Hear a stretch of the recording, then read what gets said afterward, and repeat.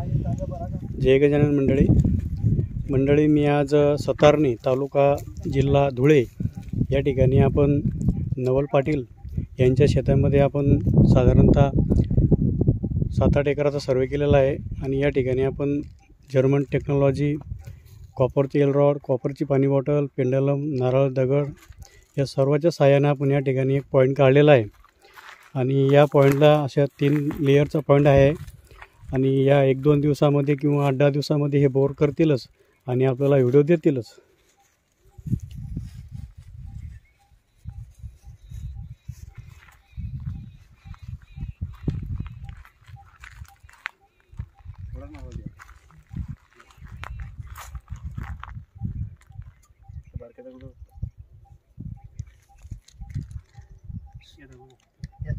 घ्या देवाचं नाव फोडा नारळ।